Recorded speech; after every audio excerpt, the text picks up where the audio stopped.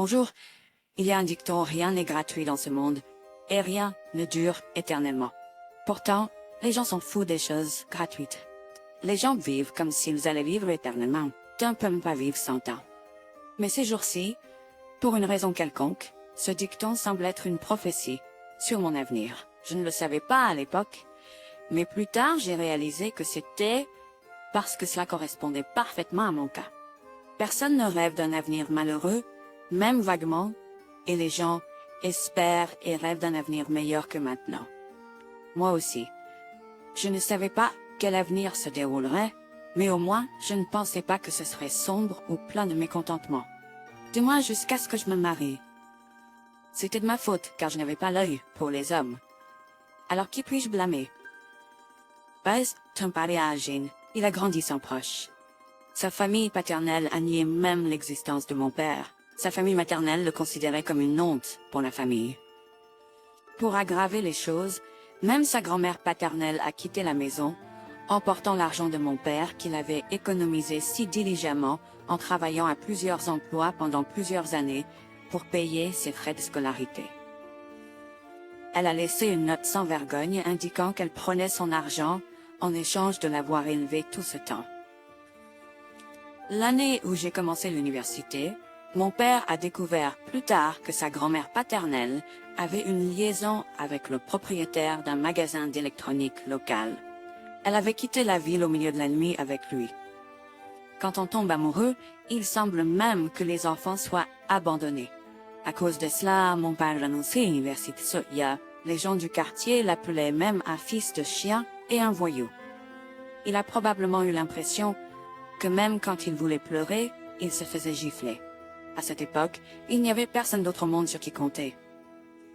La seule personne qui a tendu la main à mon père était ma mère. Ma mère était camarade de classe de mon père à l'école primaire. En tant qu'amis d'enfance, nés et élevés dans le même quartier, ils se connaissaient mieux que quiconque. Bien qu'ils ne le montrent pas ouvertement, les deux avaient le béguin, l'un pour l'autre. Donc pour ma mère, le malheur de mon père n'aurait pas été considéré comme l'affaire de quelqu'un d'autre qu'elle pouvait ignorer. La famille de ma mère était dans les affaires et était assez aisée à l'époque. Ils avaient 2 chauffeurs à la maison et une femme de ménage. Mon grand-père maternel gagnait bien sa vie, mais avec l'argent qu'il gagnait, il faisait beaucoup d'œuvres sociales et donnait régulièrement à des orphelinats. S'il y avait des étudiants défavorisés, il leur envoyait de l'argent pour des bourses. Ainsi, ma mère a parlé à son père de la situation de mon père. Grâce à elle, mon père a pu entrer à l'université avec l'aide de son père. Quand mon père lui a dit qu'il n'oublierait pas son aide et qu'il la rembourserait certainement, son père a simplement dit « Je n'ai pas besoin que tu me rembourses. Ne pense pas à me rembourser. Si tu gagnes de l'argent, aide les autres dans le besoin, comme toi. Si tu fais ça, ses amis t'aideront plus tard à leur tour. Si ça continue comme ça, toi et moi nous sentirons également plus récompensés. N'est-ce pas vrai? » À cette époque, quand mon père a vu le père de ma mère, il a pensé qu'il voulait devenir un adulte merveilleux comme lui. Ainsi, il a pensé qu'il devrait le rembourser un jour. Mais ce jour-là avait plus tôt que prévu pour mon père. Mon grand-père maternel, qui se vantait que mon père n'avait pas besoin de le rembourser, a subi un AVC quelques années plus tard. Pendant ce temps, sa société a été ciblée par ses demi-frères qui ont commencé à détourner de l'argent de l'entreprise. Sa société s'est effondrée du jour au lendemain. À ce moment-là, mon père se préparait à retourner à l'université après avoir servi dans l'armée. Il est allé dans la société de mon grand-père maternel et a relancé l'entreprise qui était en ruine. Il est allé voir les fournisseurs et a prolongé les délais de paiement, a rendu visite aux clients de l'entreprise et a fait des promotions pour augmenter les ventes. Il a tout fait. Mon père a abandonné l'idée de terminer ses études universitaires et a commencé à travailler dans l'entreprise. Grâce à son dévouement, la même entreprise qui aurait pu s'effondrer à tout moment a retrouvé sa stabilité. Et quelque temps plus tard, mon grand-père, qui avait du mal à cause des séquelles de l'AVC qu'il avait subi, a laissé un testament demandant à mon père de prendre soin de sa femme et de sa fille, puis est décédé. Pour ma mère et ma grand-mère, qui ont perdu leur chef de famille du jour au lendemain et ont été jetés dans un monde difficile. Mon père est devenu un allié plus fort que quiconque au monde. Mon père a épousé ma mère et a pris en charge la gestion de l'entreprise, sérieusement. Par la suite, il a réussi à redonner à l'entreprise sa grandeur d'antan. De plus, il a également enquêté sur les demi-frères de mon grand-père qui avaient détourné l'argent de l'entreprise, les a retrouvés et les a fait payer pour leurs crimes. La famille des demi-frères est venue voir mon père et a supplié pour de l'aide, mais mon père n'a pas bronché. L'aide doit être donnée à ceux qui en ont besoin. Tout comme vous qui êtes devenus plus riches en volant la propriété des autres, je ne vais pas vous donner de l'aide. Pas de temps ici, c'est chez vous. Réfléchissez à comment vous allez vivre à partir de maintenant. Si vous venez me voir une fois de plus, je vais appeler la police. Comme mon père l'a fermement dit, ils ne sont pas revenus. Mon père, qui venait d'une famille malheureuse, a pris grand soin de ma grand-mère maternelle, qu'il a acceptée comme son propre fils. Ma grand-mère maternelle était aussi comme ça, avec mon père, l'appelant toujours fils. Même quand elle sortait, elle tenait toujours la main de mon père. Elle tenait fermement. Entre les deux, ils étaient si proches au point que sa fille, ma mère, était jalouse. Même quand ma grand-mère maternelle est décédée, mon père était en deuil, comme un enfant qui a perdu ses parents. Il se faufilait souvent dans la chambre de ma grand-mère tard dans la nuit et en sortait avec les yeux rouges. J'ai presque pensé que ma grand-mère était sa mère dans sa vie antérieure ou quelque chose comme ça. Est-ce parce que j'ai grandi en voyant mon père comme ça?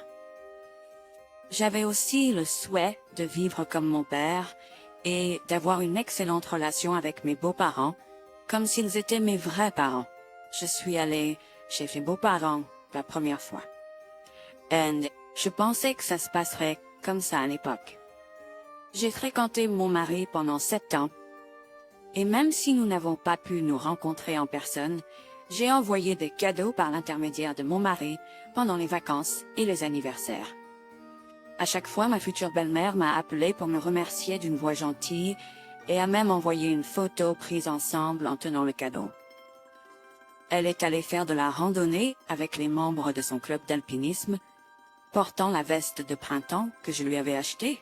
Elle m'a aussi dit que tout le monde demandait où elle l'avait achetée et était très envieux. Yolanda, je t'aime vraiment. Comment peux-tu la petite amie de mon fils alors que tu es si parfaite?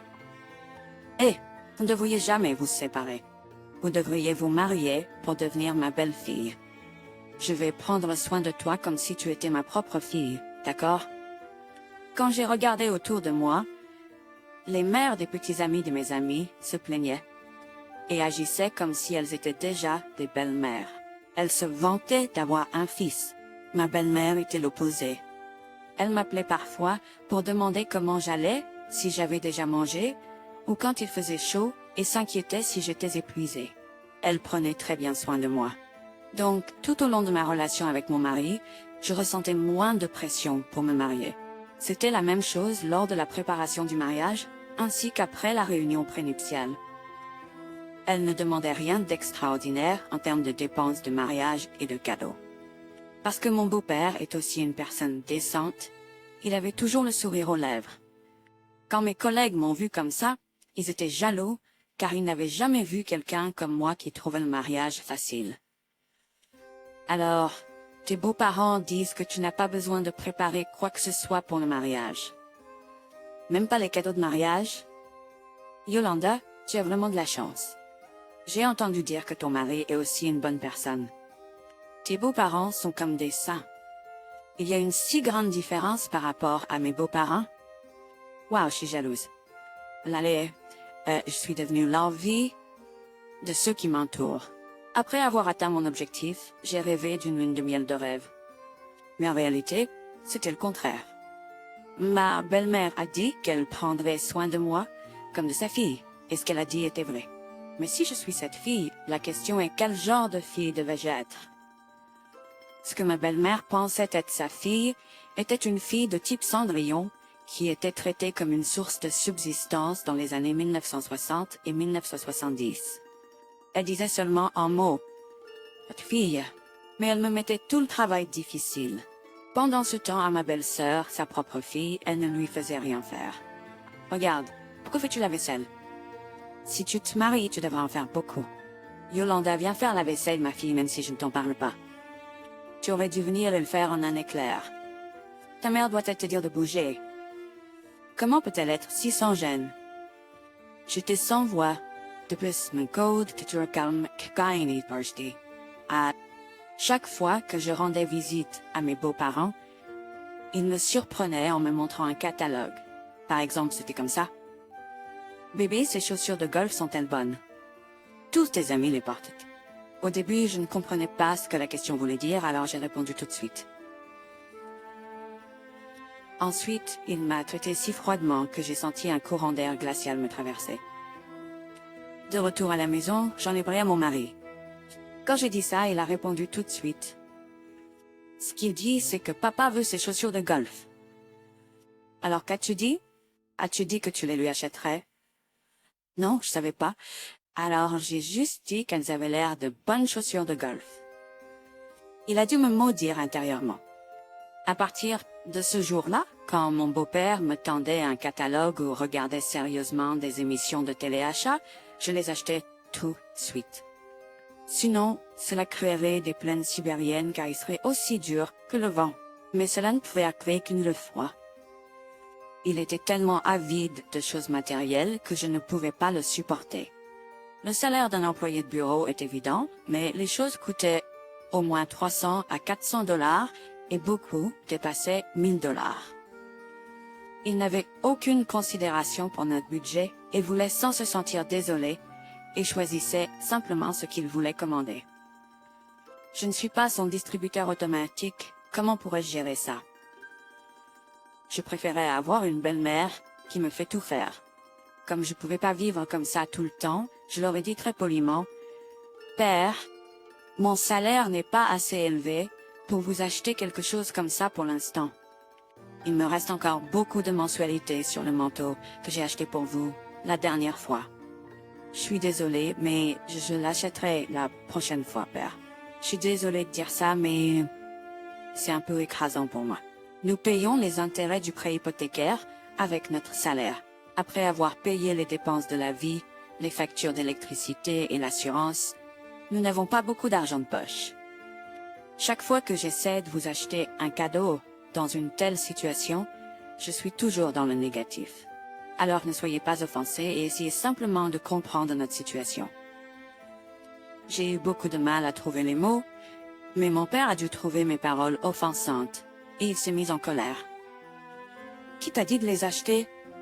Si les autres l'entendent, ils diront que c'est un salaud incroyable qui essaie de prendre le sac de ma belle-fille.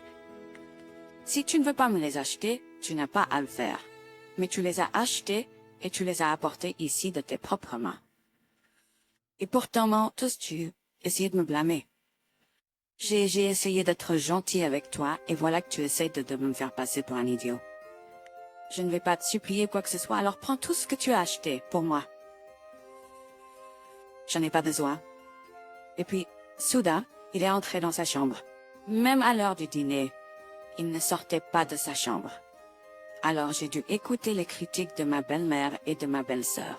Avec un beau-père étroit d'esprit et au cœur froid, une belle-mère rusée qui se faisait passer pour gentille et manipulatrice, sans oublier ma belle-sœur qui attisait le feu en nous aggravant, je ne pouvais même pas respirer. Mais c'était pas tout. Ma belle-sœur avait de si mauvaises habitudes. Elle entrait et sortait de ma maison en volant ma bague, mes boucles d'oreilles et mes vêtements. Elle a même pris le sous-vêtement que j'ai reçu en cadeau de mon mari sans rien dire, mais elle a insisté pour dire qu'elle ne l'avait pas fait jusqu'à la fin. J'avais vraiment envie de lui donner un bon coup de poing à sa face sans vergogne. Cathy, le sous-vêtement que tu portes en ce moment, c'est le mien. Comment peux-tu mentir comme ça? Yolanda, tu es quelque chose. Je suis allée moi-même dans un grand magasin et je l'ai acheté avec mon propre argent. Et il n'y a pas les mêmes sous-vêtements partout. Comment oses-tu m'accuser de voleuse? Cependant, cette marque en particulier n'est pas vendue ici et ils ne peuvent pas être importés. Tu ne peux pas les acheter dans n'importe quel grand magasin. Celui-ci a été acheté en Espagne pendant notre lune de miel, où ton frère me l'a acheté. Tu veux le nier? Je le gardais précieusement. Et comment as-tu pu le prendre? Ce n'est pas n'importe quoi, c'est le sous-vêtement de quelqu'un d'autre. C'est seulement à ce moment-là que ma belle-sœur a réalisé qu'elle avait été prise la main dans le sac et elle a froncé les sourcils. C'est alors que mon beau-père est entré dans la chambre de ma belle-sœur et a commencé à me crier dessus. Comment oses-tu te comporter de manière si arrogante pour un simple sous-vêtement? Alors combien ça coûte? Je paierai le prix du sous-vêtement. Même si ta belle-sœur a agi de manière immature, comment peux-tu la gronder comme ça? Mais bon, tu es celui qui fait tout autant plat pour acheter un simple vêtement pour ton beau-père, donc je ne suis pas si surprise. Cependant, ça peut être résolu de cette façon. Et il m'a jeté un billet de $50. Je n'en croyais pas mes yeux. Ce sous-vêtement coûtait plus de $250 et il me donne juste $50 pour l'acheter. Il ne s'agissait pas seulement du prix, mais en tant qu'aîné de la famille, au lieu de faire les choses correctement, c'était choquant qu'il défende sa fille qui volait et la protège juste parce qu'il était en colère contre moi. Suite à cet incident, mon mari et moi avons eu notre première dispute cette nuit-là. À partir de ce moment-là, j'ai commencé à me distancer de mes beaux-parents. Avec mon cœur qui n'était plus là, c'était une torture de visiter leur maison. C'est pourquoi tant de femmes mariées redoutent d'aller chez leurs beaux-parents, je pensais. Puis, après l'incident du sous-vêtement, un autre événement s'est produit qui a encore plus tendu notre relation déjà volatile. Je prévoyais d'emmener mes parents à Guam pour célébrer les 70 ans de mon père. Lorsque ma belle-mère a entendu parler de cela, elle a exprimé son désir de se joindre à nous. Elle a dit, « Tes parents ont fait beaucoup pour nous. Alors comment pouvons-nous laisser passer cette opportunité? Ce serait mieux de partir en voyage ensemble, alors demande à tes parents. » Malgré la distance qui peut exister entre les beaux-parents, cela peut aussi les rapprocher. Alors, pour cette heureuse occasion, nous devrions célébrer ensemble et le féliciter. Comme on dit, plus on est de fous, plus on rit. J'espère juste que ton père vivra longtemps. Alors, ne te sens pas mal à l'aise à ce sujet. Au début, je ne comprenais pas pourquoi elle voulait venir avec nous, mais après avoir écouté ses raisons, je n'ai pas pensé que c'était une mauvaise idée. D'autres personnes peuvent organiser une grande fête pour leurs 70 ans, mais mon père a décliné et préféré un voyage en famille. Je pensais que ce serait plus agréable pour lui d'être entouré de personnes de son âge, plutôt que juste sa fille et son gendre. Quand j'ai demandé à mes parents, ils ont accepté avec joie, et nous avons fini par voyager à Guam avec les deux côtés de la famille. Avec l'ajout de mes beaux-parents et de ma belle-sœur, nos dépenses ont doublé, avec les frais de transport et d'hôtel. J'ai demandé à mon mari ce que nous allions faire avec les dépenses supplémentaires et il m'a rassuré en disant « Ne t'inquiète pas, ma mère a dit que nos dépenses seront couvertes par notre côté.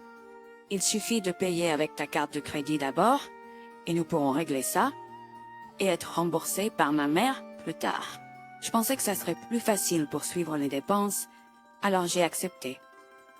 Nous avons peut-être été distants pendant un moment, mais parce qu'ils ont fait un effort pour faire plaisir à mon père pour son anniversaire et ont ajusté leur emploi du temps pour le voyage, ou peut-être que c'était à cause du temps et de l'océan fantastique, je me sentais beaucoup mieux qu'avant. Nous avons passé un merveilleux voyage de 4 nuits et 5 jours avec toute la famille. Cependant, dès notre arrivée à l'aéroport, un petit problème est survenu. J'avais conduit mes parents avec nous, tandis que mes beaux-parents ont pris le bus limousine de l'aéroport qui s'arrêtait devant leur maison. Tout le monde était fatigué, mais je me sentais mal de conduire juste mes parents, tandis que mes beaux-parents prenaient le bus. Alors, j'ai hésité sur ce qu'il fallait faire. Puis, ma belle-mère a suggéré, puisque nous pouvons prendre le bus d'ici, pourquoi ne pas conduire tes parents chez eux en premier? Mais que devrais-je faire? J'ai laissé mon portefeuille à la maison, et comme nous sommes en voyage, je n'ai pas d'argent liquide. Si tu as de l'argent, s'il te plaît, donne-moi un peu. Pas d'argent pour le bus, Easy. Alors mes beaux-parents ont pris le bus avec les 50 $ que j'ai donnés pour les frais de bus. À ce moment-là, j'étais reconnaissante envers ma belle-mère. Les gens fêtent gentil. Une fois que nous sommes rentrés du voyage, ma belle-mère ne voulait pas me rembourser l'argent que j'avais dépensé. Elle a continué à repousser ça pour une raison ou une autre, mais il semblait qu'elle n'avait aucune intention de nous rembourser. Leurs frais de voyage, ainsi que les achats faits dans les centres commerciaux de Guam, ont tous été payés avec ma carte. C'était une somme importante, plus de 10 000, qui a eu un gros impact sur notre budget. Mon mari agissait comme si ce n'était pas son problème, étant nonchalant à propos du fait que sa mère finirait par nous rembourser. Je n'ai pas eu d'autre choix que de confronter le problème. Je suis passée chez mes beaux-parents en rentrant du travail.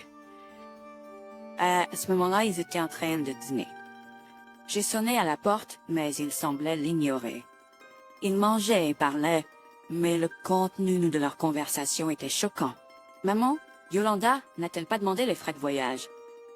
Ce ne serait pas une blague, avec toutes les choses que nous avons achetées au centre commercial et dans un magasin hors taxe, n'est-ce pas? J'ai entendu qu'elle a déjà harcelé ton frère à ce sujet. Mais si je devais lui donner de l'argent, est-ce que j'aurais suivi jusqu'à Guam? J'ai même pris du temps libre pour aller en voyage gratuitement pour m'adapter à son emploi du temps. Est-ce que je voudrais suivre et prendre soin de ces deux personnes âgées? J'avais besoin de les satisfaire pour qu'à l'avenir il y ait des avantages pour nous. Si j'étais elle, j'aurais acheté un sac de marque de luxe comme cadeau, mais elle ne m'a offert qu'un vieux rouge à lèvres bon marché. Quoi qu'il en soit, ceux qui ont de l'argent sont les pires. J'ai découvert ça cette fois-ci. Puisqu'ils ont tellement d'argent, quel est le problème de payer nos frais de voyage? Si ce vieil homme meurt, l'héritage ira de toute façon à ton frère. Cette femme, qui a été élevée dans une famille riche, ne sait pas comment dépenser l'argent correctement. Pourquoi s'énerve-t-elle pour quelques dollars seulement? N'est-ce pas vrai, chérie? C'est pourquoi je te l'ai dit. Lorsqu'ils se sont mariés, je t'ai dit de demander suffisamment d'argent pour les cadeaux de mariage. Tu as dit que nous devrions les supporter et attendre que ce vieil homme meure pour obtenir son héritage. Mais qu'avons-nous reçu d'eux? Juste une paire de chaussures bon marché et des restes. Peu importe combien je demande pour acheter des choses, à quoi cela aboutirait-il? Et si je meurs avant ce vieil homme? Mes amis vont demander si elle l'éviter, puisque j'ai des beaux-parents riches, mais je n'ai rien reçu. Alors quel argent ai-je pour les inviter? C'est Edna, tellement énervée. J'ai délibérément poussé les catalogues, mais elle s'est juste mise en colère et a fait un scandale. Je ne sais pas si Scott peut les gérer. C'est pas possible. Scott m'a dit que lorsque je me marierai, il paiera pour que le mariage ait lieu au Ritz-Carlton et m'achètera une robe de mariée de marque de luxe. Pourquoi ne peux-tu pas lui parler pour convaincre Yolanda de distribuer son héritage plus tôt?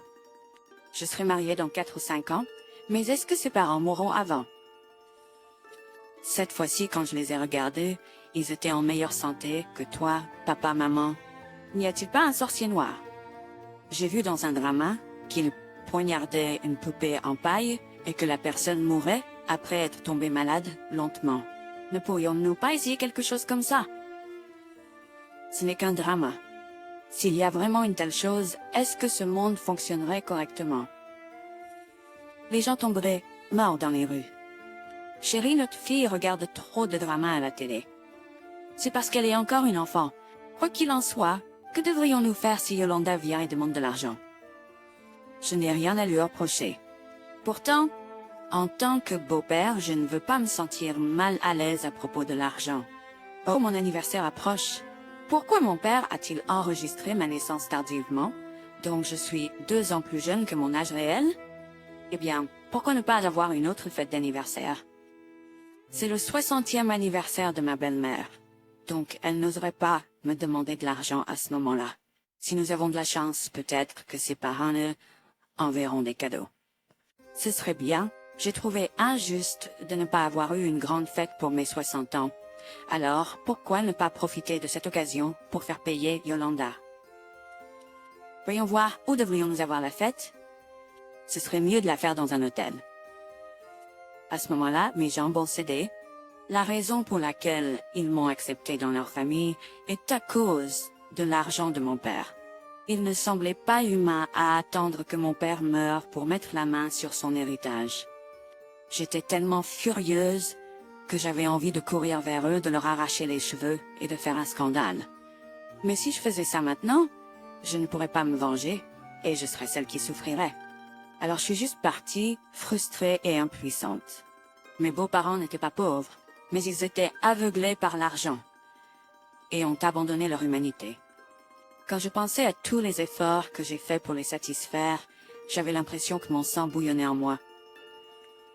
À partir de ce jour-là, j'ai commencé à planifier ma vengeance et comment je pourrais les écraser. Mais comme si le ciel essayait de m'aider, la date de la vengeance est arrivée plus vite que prévu. C'était la fête d'anniversaire de ma belle-mère pour ses 60 ans. Elle m'a appelé tôt et m'a dit que son anniversaire approchait et m'a donné quelques endroits où elle voulait organiser sa fête. Elle m'a également dit quels cadeaux acheter pour ses invités et m'a demandé de les préparer à l'avance. J'ai acheté tout ce qu'elle a demandé et toutes les demandes supplémentaires de sa fille qui me les envoyait par email. J'ai calculé la carte de crédit de mon mari pour tout payer. Chérie, combien tout cela a-t-il coûté? Et ta limite de crédit est plus élevée que la mienne. Mais pourquoi as-tu utilisé ma carte? J'ai utilisé ma carte pour payer les frais de voyage de ta famille, donc il ne me restait pas grand-chose. Quand j'aurai l'argent de ta mère pour le voyage à Guam, je te rembourserai. Puis j'ai vu le visage de mon mari changer légèrement. Il était évident qu'il savait père que Samser ne nous rembourserait pas. Chérie, pour ces dépenses qui n'ont pas encore été payées, pourquoi n'utilises-tu pas ta propre carte? Je dois utiliser la mienne pour certaines choses, ce mois-ci. Tu as beaucoup plus de cartes, alors pourquoi n'en utilises-tu pas une? Sinon, pourquoi ne pas emprunter de l'argent à ta mère? Dis-lui que nous la rembourserons quand ma mère nous remboursera pour le voyage à Guam. Ah, on dirait qu'il est comme sa famille, toujours à faire la même chose. Alors je dis d'accord. Le jour de la fête d'anniversaire, quand elle était à son apogée, mon mari m'a appelé en colère. Le problème, c'est qu'il a reçu une tonne de messages sur son téléphone disant qu'une grosse somme d'argent avait été débitée de sa carte de crédit. Je t'avais dit de ne pas utiliser ma carte. Combien tout cela coûte-t-il? Et en plus de ça, as-tu pris un prêt sur la carte de crédit? Mais que pouvais-je faire? L'hôtel exigeait un paiement immédiat, et s'il était payé en espèces, ils offraient une grosse réduction. Donc j'ai dû prendre un prêt sur la carte de crédit. Ta mère va bientôt nous payer, donc nous pourrons utiliser cet argent pour rembourser la carte crédit. Comment sais-tu quand elle va nous payer?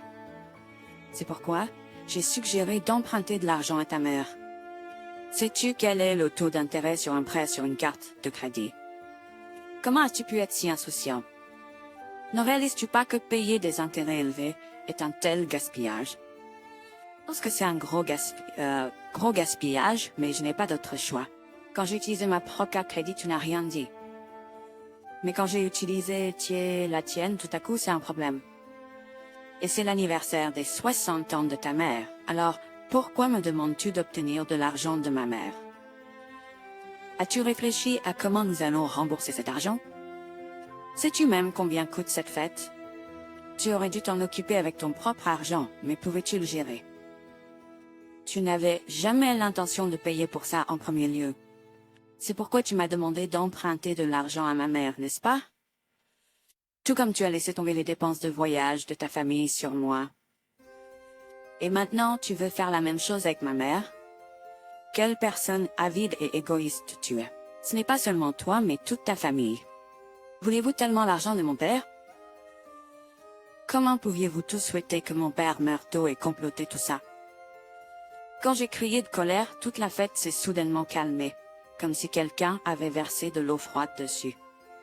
C'est alors que ma belle-mère est venue vers moi et m'a pincé le bras. « Tu folle, que fais-tu? Nous avons des invités ici, et tu te disputes avec ton mari devant tout le monde. Comment peux-tu ruiner la fête d'anniversaire de ta belle-mère, comme ça?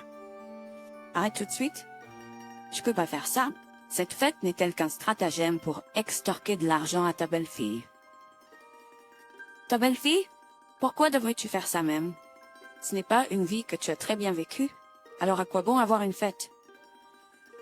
Es-tu aveuglé par l'envie de l'argent et des cadeaux des autres? Tu as la fête aux dépens de ta belle-fille, mais tu reçois de l'argent des invités pour le mettre dans tes poches à vide. Mais comment est-ce possible? Cette fête en tant que Et devinez quoi, je lui ai remis une enveloppe blanche. Quand ma belle-mère a vu une enveloppe épaisse, elle a pensé que c'était une enveloppe d'argent et son visage s'est illuminé instantanément. Si vous l'aviez préparée, vous auriez dû me la donner discrètement. Pourquoi me la donner devant tout le monde de manière si ouverte? Quoi qu'il en soit. Mais pourquoi est-elle si légère? Elle a ouvert l'enveloppe, aurais-je dû la rendre plus lourde? C'est une facture détaillée sur Excel de vos dépenses lors de votre voyage à Guam, y compris votre liste de courses. Puisque vous ne me rembourserez pas, je l'ai faite pour déposer une plainte contre vous et je pense que vous en avez besoin pour votre copie. Et à l'avenir, vous n'avez pas besoin de prier pour la mort précoce de mon père. Parce que je vais divorcer de votre fils. Et au cas où vous ne rembourseriez pas l'argent que vous me devez, je le joindrai à votre salaire lorsque je serai divorcé. Mon argent est très précieux pour moi aussi. Oh, puisque cette fête a été payée par votre fils, vous pouvez en profiter pleinement. J'espère que vous vivrez longtemps jusqu'à ce que vous étaliez vos excréments sur le mur. Oh, au fait, Cathy, vous devrez bientôt aller au poste de police pour être interrogée. Je vous ai dénoncé pour vol. Tous mes bagues, colliers et même mes sous-vêtements ont été volés par vous. J'ai pris une photo de la scène du crime et l'ai soumise à la police. Donc ne pensez même pas à nier votre crime et vous feriez mieux d'avouer. Oh, il n'y aura pas de clémence. Vous devez payer pour vos crimes. Bonne journée. C'est ainsi que j'ai divorcé. Quelques jours plus tard, mon ex-belle-mère m'a appelé pour me dire qu'elle allait m'envoyer de l'argent pour le voyage à Guam, mais a demandé de la clémence pour les accusations criminelles de sa fille. J'ai catégoriquement refusé. Je n'ai pas pu oublier quand elle a dit qu'elle planterait un couteau dans une paille pour souhaiter la mort de mon père, que je ne pourrais jamais lui pardonner. Mon ex-mari s'est plaint avec véhémence que le taux d'intérêt sur sa carte de crédit pour les paiements de la fête d'anniversaire de sa mère était exorbitant. En plus de cela, son salaire a été saisi au travail. Donc, des rumeurs se sont répandues à son travail et il faisait face à une grande honte au travail. Pendant que je me suis divorcée, j'ai pu me venger. Mais pour mes parents, je ne suis qu'une fille stupide. Je n'ai montré qu'un côté embarrassant de moi. Je prévois de faire de mon mieux pour rendre mes parents heureux et me repentir de mon passé et essayer d'améliorer mon jugement sur les gens. Merci de m'avoir écouté. Soyez méfiants envers les gens et j'espère que vous vous entourerez toujours de bonnes personnes. S'il vous plaît, soutenez-moi et partagez vos commentaires avisés dans la section des commentaires. Appuyez sur j'aime et s'abonner est d'une grande aide pour moi. Prenez soin de vous.